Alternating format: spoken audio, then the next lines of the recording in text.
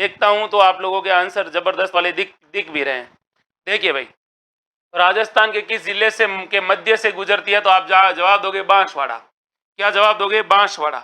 लेकिन यहां पर एक चीज और याद रखना, कर्क रेखा के बारे में आपसे सवाल पूछा है और कर्क रेखा के बारे में आपको कुछ बातें याद रखनी है कि सर कर्क रेखा किसको कहते हैं, तो आप कहोगे सर 23.5 डिग्री उत्तरी अक्षांश रेखा।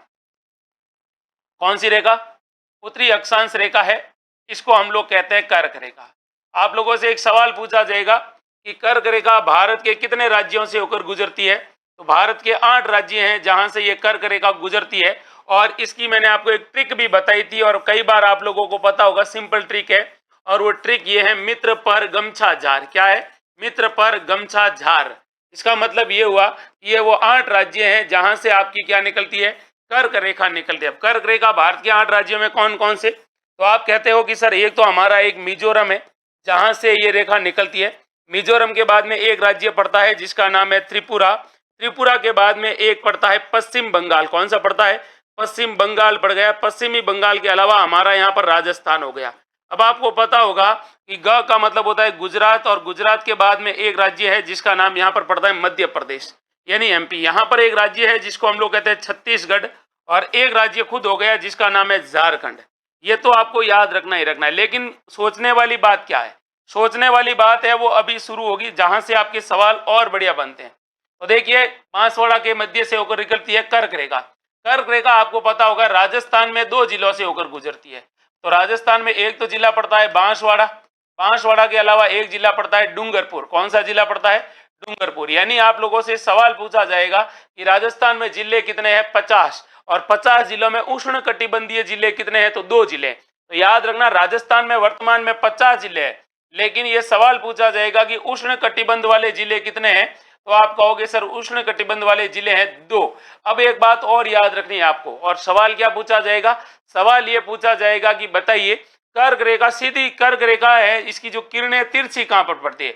यानी आपको बताना है कि सर कर्क रेखा के उत्तर की तरफ जाएंगे तो सूर्य की किरणों का तिरछापन बढ़ता जाएगा। तो आप कर्क रेखा है, जैसे मान लीजिए ये राजस्थान है और राजस्थान में ये कर्क रेखा है, तो कर्क रेखा से जैसे जैसे आओगे तो सूर्य की किरणों का जो तिरछापन है वो बढ़ता जाएगा। तो आपसे पूछा जाएगा कि उत्तर की तरफ जाते हैं कर्क रेखा से उत्तर की तरफ, तो सूर्य की जो किरणें होती हैं उन किरणों की जो तिरछापन है वो क्या होती है भाई? आगे चली जाती है। तो सूर्य की किरणें तिरछी होती जाती है।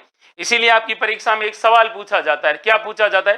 राजस्थान में सूर्य की किरणें सीधी कहां पर पड़ती है? तो सूर्य की किरणें अगर सीधी पूछे तो आप कहोगे यहां पर है। लेकिन अगर यही सवाल अगर आपसे पूछे कि भाई तिरछी कहां पर पड़ती है, तो तिरछी में क्या जवाब दोगे कि सर तिरछी में राइट आंसर है, उसका नाम है अपने कौन सा नगर? गंगानगर है। कौन सा है? गंगानगर, क्योंकि राजस्थान का सबसे उत्तरी जिला है गंगानगर। ये सारे सवाल पहले पूछे जा चुके हैं, इसलिए हमें एक एक सवाल को समझना पड़ेगा। अगले सवाल को देखो भाई, और अगला सवाल है ये वाला। चलिए आंसर बताएगा। लाटी सीरीज क्षेत्र राज्य के किस जिले में स्थित है? हमारे राजस्थान में एक जगह पड़ती है जिसको हम लोग कहते हैं लाटी सीरीज, और आप सबको पता है कि लाटी सीरीज से सवाल कनेक्ट सीधे सीधे होते हैं, इसमें कोई दो राय वाली बात नहीं है। तो बताइए लाटी सीरीज किस जिले में? सीधा सा सवाल है। सीईटी ग्रेजुएशन में भी ये सवाल पूछा गया था, REET second grade first grade में भी पूछा गया था। वंदना पालीवाल, किरण दादीज के पहले करिश्मा, संदीप कुमार, वेरी गुड। और किसी का आंसर दिखा भाई? चलिए, तो राइट आंसर बताएं। अब आपको देखना, इधर बता सकते हैं क्योंकि सवाल इतना टफ है नहीं। चलिए बताइए।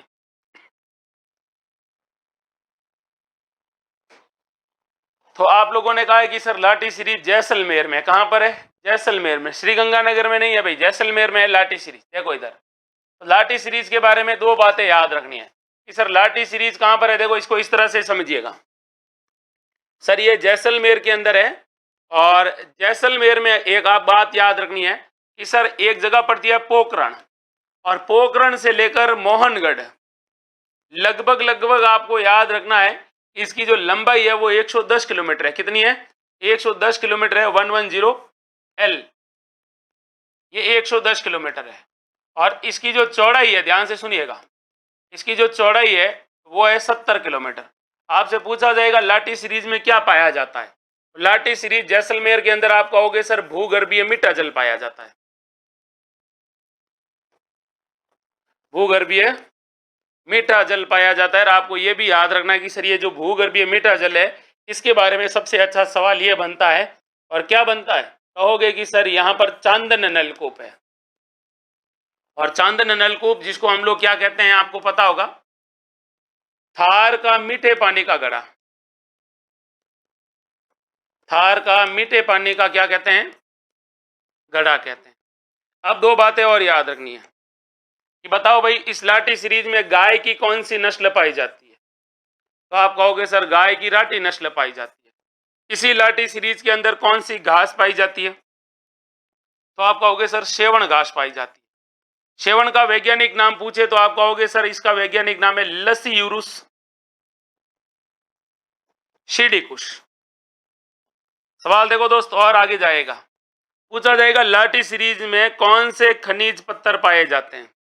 यहां पर कौन सा पत्थर पाया जाता है, तो आप कहोगे सर स्टील ग्रेड चूना पत्थर। अब देखो यहां पर एक और लाइन समझने वाली बात है। सवाल क्या बनेगा कि भविष्य में सबसे ज्यादा सीमेंट उत्पादन की संभावना वाला जिला कौन सा है। मतलब इन फ्यूचर आने वाले समय में, अभी तो चित्तौड़गढ़ पहले नंबर पे है, लेकिन भविष्य में सीमेंट उत्पादन की सर्वाधिक संभावनाएं हैं वो किस जिले में, जैसलमेर में। तो ये भी आपको याद रखना है, सर्वाधिक सीमेंट उत्पादन की संभावना वो जैसलमेर में। ये सवाल कई बार पूछा गया है, क्योंकि स्टील ग्रेड चूने पत्थर से ही तो क्या बनेगी, सीमेंट बनेगी, है ना। तो अगले सवाल की तरफ फिर बढ़ते हैं, अगले सवाल को फिर देखें। देखो बढ़े आगे, सवाल है ये, चलिए बताइएगा। ये सवाल बड़ा अच्छा है, कंफ्यूजिंग वर्ड है, लेकिन आप लोग बता सकते हैं कि थार का प्रवेश द्वार कहलाता है, एंट्री गेट ऑफ डेजर्ट किसको कहते हैं। बताइए कौन कौन बताएगा भाई, सबको बताना है। किरण, दादिच, करिश्मा, वंदना, आंसर बताइएगा भाई, कौन कौन बताएगा, संदीप। चलिए, तो थार का प्रवेश द्वार जैसलमेर, जोधपुर, बीकानेर और बाड़मेर। कोई है जो सही बता सकता है, बता सकता है, कोई भी बता सकता है, बताओ। वेरी गुड,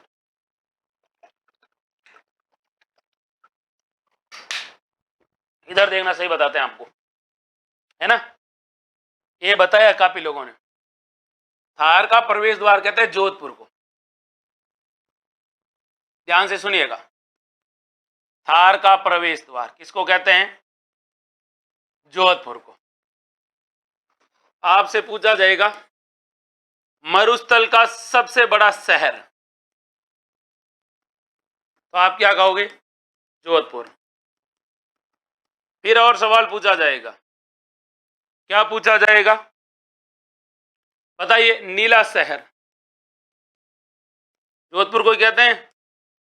आप देखो सोशल मीडिया पे बहुत ज्यादा ब्लू सिटी नाम से पेज बने हुए हैं, ब्लू सिटी भी कहते हैं। फिर आपको पता होगा राजस्थान की न्यायिक राजधानी,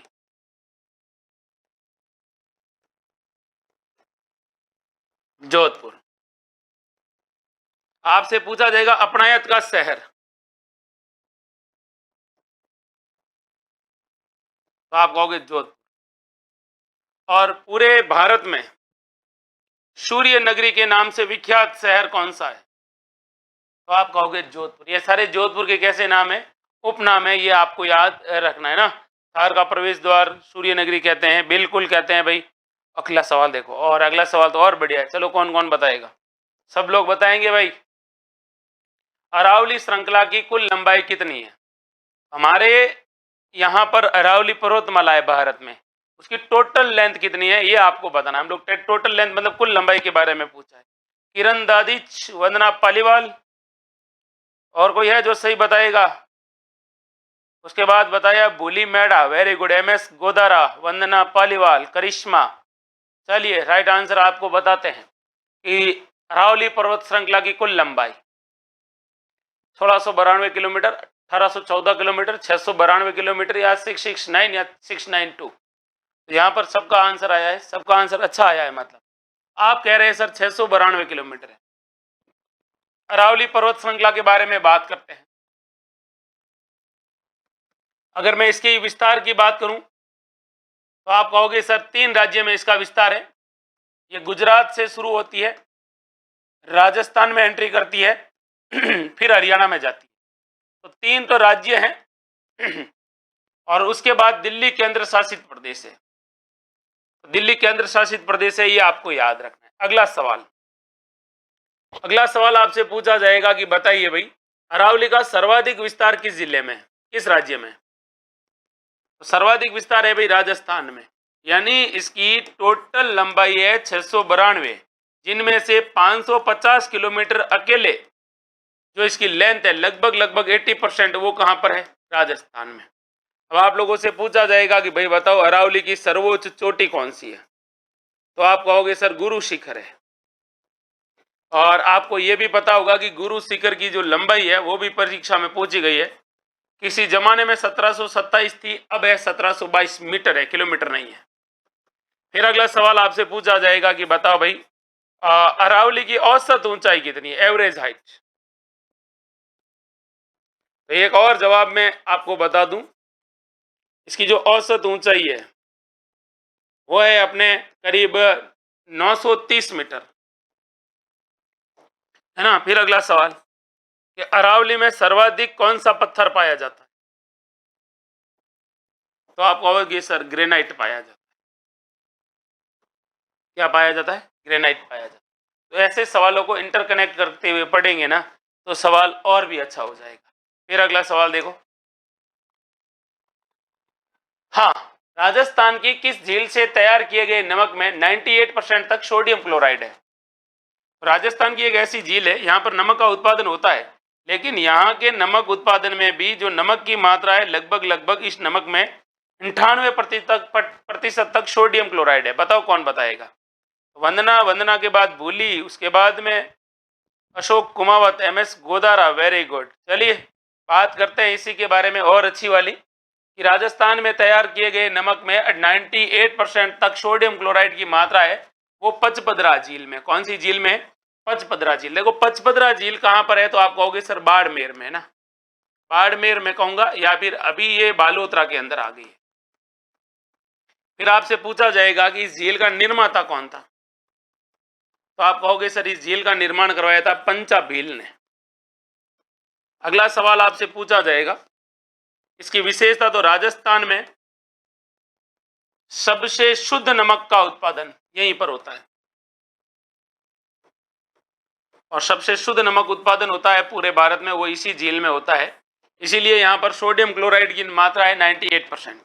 अगला सवाल होता है कि राजस्थान की किस झील में परंपरागत नमक उत्पादन होता है? तो यहां पर परंपरागत रूप से नमक का उत्पादन होता है, यहां पर एक जाति रहती है जिसका नाम होता है खारवाल जाति, और खारवाल जाति के लोग यहाँ पर परंपरागत रूप से नमक उत्पादित करते हैं, और जिस झाड़ी से ये नमक बुहार कर इकट्ठा करते हैं ना, उस झाड़ी का नाम भी याद रखना, मोरली झाड़ी है। कौन सी झाड़ी है? मोरली झाड़ी के द्वारा नमक उत्पादन किया जाता है। अच्छा एक बात और याद रखना, बात नमक की हुई है तो नमक का आपको पता होगा, सोडियम क्लोराइड का सूत्र परीक्षा में पूछा जाता है NaCl। आप रोज नमक खाते हैं डेली, बिना नमक के आपकी जिंदगी है वो पूरी कैसी होती है भाई? बेस्वाद होती है। सही है कि नहीं है? आप बिना नमक के तो खाना खा ही नहीं सकते हो, लेकिन किसी भी चीज की एक मात्रा लिमिट होती है, तब तक ही वो अच्छी लगती है। लेकिन आपको पता होना चाहिए कि नमक की कमी से हमें गलगंड या गेंगा रोग होता है, लेकिन सवाल ये नहीं है। सवाल ये है कि आयोडीन युक्त नमक हम जो खाते हैं उसकी पहचान क्या होती है?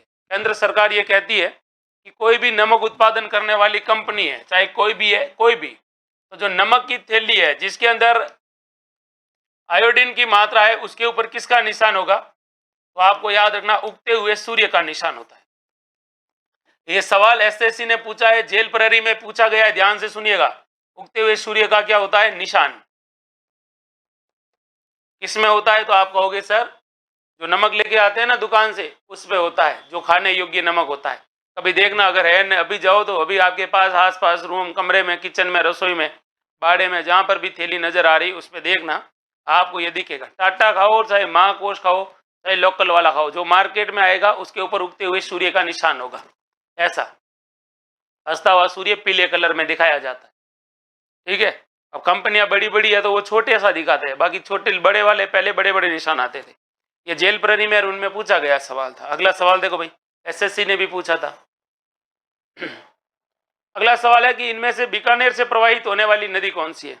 हमारे राजस्थान में बीकानेर से कोई नदी प्रवाहित होती है, उसका आपको नाम बताना है। बताओ कहां पर है?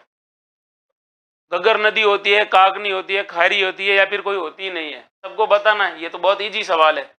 चलिए भाई, तो भवानी राणा उद्दट, उसके बाद Karishma, Vandana Paliwal, Ashok Kumawat, very good, Bittu, M S. Godara, Kiran Dadhich. Right answer बताएं आपको। राइट आंसर ये है कि सर बीकानेर ऐसा जिला है जहां पर कोई नदी है ही नहीं। अगर बीकानेर वालों को नदी देखनी है तो बीकानेर वाले जाएंगे गंगानगर, गग्गर को देखेंगे। हनुमानगढ़ जाएंगे तो गग्गर को देखेंगे। अपने राजस्थान जोधपुर की तरफ आएंगे तो फिर जोजड़ी को देखेंगे, लूणी को देखेंगे, सुकड़ी को देखेंगे, इनको देखेंगे, है ना। इसका मतलब इसमें कोई नदी है ही नहीं। बाकी आप सब समझदार है। अगला सवाल देखो, और अगला सवाल है ये, राजस्थान के किस जिले में प्लाया झील है? ये बहुत अच्छा सवाल कि राजस्थान में किस जिले में प्लाया झीलें सबसे ज्यादा है। ये आपके सीईटी में भी एग्जाम, ये जो 10+2 था उसमें भी ये पूछा गया। सीईटी ग्रेजुएशन में लेटेस्ट एग्जाम की बात कर रहा हूं, उसमें भी ये पूछा गया है। चलिए बताइएगा, कौन कौन बताएगा। तो राइट आंसर ये है कि राजस्थान के किस जिले में प्लाया झील है? तो आप कहोगे सर जैसलमेर में। जैसलमेर में क्या होता है, ध्यान से सुनिएगा, ये रेत का कोई टीला है, ठीक है, और इस टीले के बीच में कोई खाली जगह है, यहां पर भी टीला है। तो इन रेत के टीलों के बीच में क्या होता है कि बारिश आती है तब अस्थायी रूप से पानी जमा हो जाता है। इसको हम लोग कहते हैं प्लाया झील। एक्चुअल में क्या होता है कि जैसलमेर के अंदर ये जो क्षेत्र है, इस क्षेत्र के अंदर आप जाओगे तो जमीन में या तो आपको मुल्तानी मिट्टी मिलेगी। कैसी मिट्टी? अरे मुल्तानी मिट्टी, लड़कियों का फेवरेट कुरकुरा मेट। या फिर क्या मिलेगी, या फिर यहां पर कहते हैं कि चूना मिलेगा। क्या मिलेगा? चूना पत्थर। और चूना पत्थर और मुल्तानी मिट्टी वो होती है जो पानी को कभी भी अपने से नीचे नहीं जाने देती, ऊपर ही रखती है। इसलिए जब भी बारिश आएगी तो पानी क्या हो जाता है? ऊपर ही जमा हो जाता है। तो क्या होता है कि यहाँ पर अस्थायी झीलें बनती है जिसको हम लोग प्लाया झील कहते हैं। और इन प्लाया झीलों का जो पानी होता है, यहाँ से क्या होती है, रबी की फसल होती है। सर्दियां पड़ती है तब ये लोग क्या कर देते हैं, यहाँ पर रबी की फसल। आमतौर पर ये क्या करेंगे, जैसलमेर की तरफ जाओगे तो जीरा देखने को मिलेगा, गेहूं मिलेगा, राई मिलेगी, चना मिलेगा। क्या मिलेगा? चना। ठीक है, अगला सवाल देखो, और अगला सवाल ये है, बड़ा अच्छा सवाल है। जल झूलनी एकादशी कब मनाई जाती है? बताओ भाई, 4 ऑप्शन है आपके सामने। हमारे यहाँ पर एक एकादशी मनाते हैं हम लोग, जल झूलनी एकादशी। और ये अच्छा सवाल है, कई बार पूछा जाता है, सीधा सा सवाल है, सीधा सा जवाब है। कोई है जो सही बनाए बताएगा? बता सकते हैं आप लोग, बताओ। कार्तिक शुक्ल एकादशी, चैत्र कृष्ण एकादशी, माघ कृष्ण एकादशी, या भाद्रपद शुक्ल एकादशी? सबको बताना है। हाँ, बिट्टू ने कहा है कि सर डी सही कर दो मेरा। चलिए, अशोक कुमावत। अच्छा, स्पीड बढ़ाऊं यूं? कोई बात नहीं, देखो अभी स्पीड बढ़ाएंगे। स्पीड बढ़ाऊंगा तो फिर समझ ही नहीं पाओगे। भाद्रपद शुक्ल एकादशी को हम लोग कहते हैं जल झूलनी एकादशी, ठीक है, या फिर इसको कहते हैं देव झूलनी एकादशी। आपको पता होगा इस दिन क्या होता है। तो इस दिन कहते हैं कि जो ठाकुर जी होते हैं मंदिरों में, उनको बेवाण में बैठाकर, किस में बैठाकर? बेवाण में बैठाकर सरोवर में लाया जाता है, इनको झुलाया जाता है। ये जो बेवाण होते हैं इनको देव विमान भी कहते हैं। और आपको परीक्षा में पूछा गया था, मांगी लाल मिस्त्री का संबंध किससे है? बेवाण निर्माण से। ठीक है, कार्तिक शुक्ल एकादशी को क्या कहते हैं? अरे दोस्त, कार्तिक शुक्ल एकादशी को कहते हैं देव ऊटनी एकादशी। देव ऊटनी एकादशी कहते हैं, या फिर इसको क्या कहते हैं? प्रबोधिनी एकादशी। परीक्षा में ध्यान रखना। या फिर क्या कहते हैं? तुलसी एकादशी कहते हैं। दीपावली के बाद में देखो जिमन ही जिमन कार्ड ही कार्ड आएंगे, तो उस एकादशी के बाद में आएंगे। बाकी सब सही है। अगला सवाल देखो, सवाल है ये, खेजड़ी वृक्ष की पूजा किस अवसर पर की जाती है? ये सबको पता है, सबको बताना है, कोई गलत नहीं बताएगा। खेजड़ी वृक्ष की पूजा, खेजड़ी से रिलेटेड आपके हर एग्जाम में सवाल आते हैं। बताओ कौन कौन बताएगा? सीधा सा सवाल है, ज्यादा टेंशन नहीं लेना है। खेजड़ी वृक्ष की जो पूजा होती है वो होती है दशहरे के दिन। किस दिन होती है? खेजड़ी वृक्ष, इधर देखना, खेजड़ी वृक्ष राजस्थान का राज्य वृक्ष है। वैज्ञानिक भाषा में इसको कहते हैं प्रोसोपिस सिनेरेरिया। कहते हैं कि नहीं कहते हैं? और क्या कहते हैं इसको? शिनेरेरिया। स्थानीय भाषा में इसको जांटी कहते हैं, या फिर इसको कहते हैं सीमलो। जांटी भी कहते हैं, सीमलो भी कहते हैं।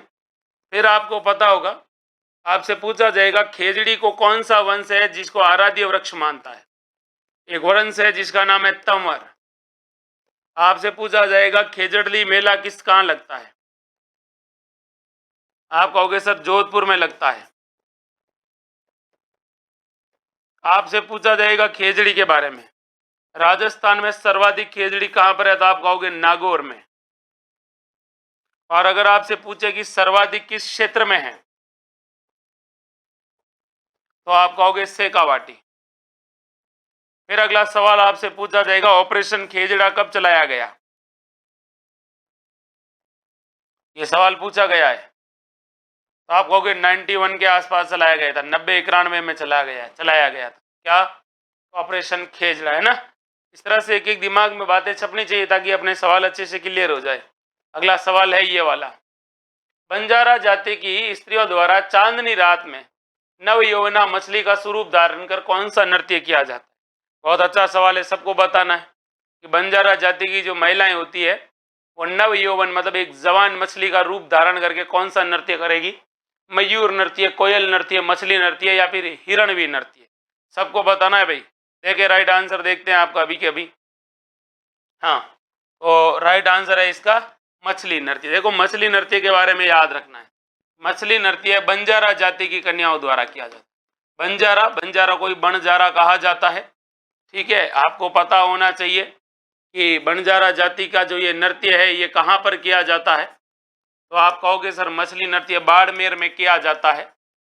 फिर आपसे पूछा जाता है कि ये नृत्य कब किया जाता है, तो आपको पता होगा एक पूर्णिमा होती है जिसको हम लोग कहते हैं आश्विन पूर्णिमा के दिन किया जाता है। और फिर आपसे पूछा जाएगा ये किसकी आराधना में किया जाता है, तो आप कहोगे सर ये भगवान शिव की आराधना में किया जाता है। सवाल और आगे घुमा है और सवाल आपसे पूछा है कि भाई साहब ये जो नृत्य है इस नृत्य की विशेषता क्या होता है। तो इसका जो प्रारंभ होता है वो हर्षोल्लास से होता है, बड़ी खुशी के साथ इसका प्रारंभ होता है, लेकिन इसका जो समापन होता है वो अत्यंत दुखदायी होता है। कैसा होता है? गमगीन होता है। ऐसा लगता है कि कोई यहाँ पर मरा है, इस टाइप में, है ना। तो ये सारी चीजें, अंत इसका बहुत दुखदायी होता है। अगला सवाल देखिएगा, और अगला सवाल है ये, हमारे राजस्थान में एक महिला है फल्गुबाई, और फल्गुबाई का संबंध है वो किस नृत्य से है, थोड़ा बताइएगा। राजस्थान की प्रमुख महिलाओं में इनका नाम बड़े आदर और सम्मान के साथ लिया जाता है। चक्री नृत्य से, कालबेलिया नृत्य से, चरी नृत्य से या फिर ढोल नृत्य से। कोशिश करके बताइएगा भाई, कौन कौन बताएगा। MS गोदारा, किरण दादिच, संदीप कुमार, भवानी राणा उद्दट, नितिन कुमार बिट्टू। चलिए राइट आंसर तो बताया आप लोगों ने, आपको बता देते हैं चरी नृत्य। कौन सा नृत्य? चरी नृत्य से। चरी नृत्य कहाँ पर किया जाता है, आप कहोगे सर ये किशनगढ़ में किया जाता है। और कौन सी जाति के द्वारा किया जाता है, तो आप कहोगे सर गुर्जर महिलाओं द्वारा किया जाता है। फिर आपसे पूछा जाएगा अच्छा भाई प्रसिद्ध नृत्यांगना कौन है, तो आप क्या जवाब दोगे? फल्गुबाई गुर्जर है, ठीक है। ये आपको याद रखना है, ठीक है। अगला सवाल देखो भाई, जैसलमेर में पति के परदेश जाने पर उसके वियोग में गाया जाने वाला गीत कौन सा है? नवी नवी शादी हुई, बींद और बींदनी राजी थे, लेकिन अब बींद को पता था कि अगर बींदनी को ढंग से रखना है तो कमाना पड़ेगा, और मजदूरी यहाँ है नहीं, मजदूरी के लिए बाहर जाना पड़ेगा। पति कमाने के लिए जब बाहर जाता है तो पत्नी उसको याद आती है और पत्नी गीत गाएगी। कौन सा गीत गाएगी बताओ भाई? हाँ, सुमटिया गीत, जोरावा गीत, हमसीडो या पीपली। मैंने आपको कहा यह सवाल रिपीट हो चुका है कई बार आपकी परीक्षाओं में, तो आप आंसर बताइएगा कि राजस्थान में पति के प्रदेश जाने पर पश्चिमी राजस्थान में जो गीत गाया जाता है जोरावा गाया जाता है। नैडी तो कर दो ढोला नौकरी, ठीक है। सुमटिया ये गीत कैसा है? ये सब के सब विरह गीत है। ये पहली बात, ये चारों गीत कैसे हैं? विरह गीत है। विरह गीत का मतलब ये हुआ पति और पत्नी साथ में नहीं है, प्रेमी और प्रेमिका साथ में नहीं है, दोनों की मुलाकात काफी टाइम से नहीं हुई है, इसलिए ये क्या है, मिलने के लिए आपस में अकड़ रहे हैं और अकड़ते अकड़ते गीत गा रहे हैं, है ना। मतलब इनके दिमाग में चल रहा है कि कब आप आओगे और कब हम अच्छी अच्छी बातें करेंगे। तो सुमटिया गीत नहीं है, राइट है जोरावा। सुवटिया आपको याद रखना कि ये सर भील स्त्री से संबंधित है। जब भील पुरुष कमाने के लिए कहाँ चला जाता है, बाहर चला जाता है, तो मेवाड़ क्षेत्र में ये गाया जाता है। हालांकि ये जो मैंने एक लाइन और बताई है, हमसिडो है ना, हमसिडो प्रेम गीत है। कैसा गीत है? ये प्रेम गीत है, ये युगल गीत है।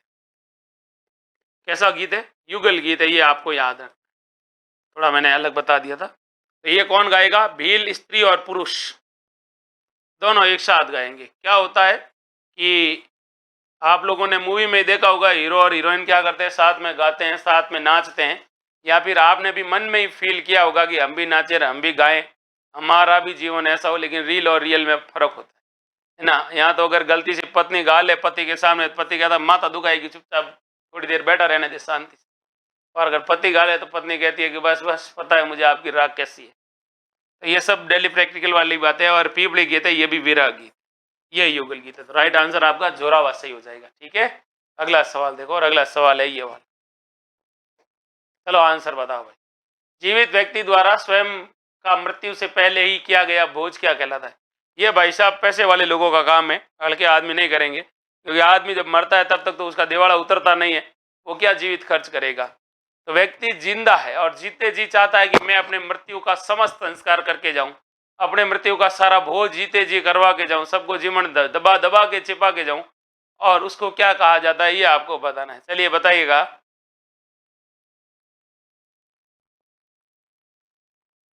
चलिए बताइएगा भाई, चलिए चलिए चलिए बताइए भाई। मौसर, पडार, कांदिया या जौसर, क्या कहते हैं उसको? बंदा जिंदा है और जीते जी मृत्यु का भोज कर रहा है। चलिए बताइएगा। सही आंसर बताना है अपने। नितिन राठौड़, कुमार, किरण दादिच, वंदना पालीवाल, सब बताने की कोशिश करिएगा। राइट आंसर है, इसको कहते हैं जौसर। यानी जो व्यक्ति जीते जी पैसा खर्च करेगा अपनी मृत्यु का बोझ, है ना, ले नाच बसंती, फिर कौन देखेगा इसको। तो ये वाला है। मौसर तो मृत्यु बोझ होता है, ये तो बारवा होता है ना, इसको गरीब लोगों का होता है। बडार भाई साहब, बडार तो बडार होता है, और बडार तो कौन करेगा? वर पक्ष द्वारा आयोजित विवाह का भोज।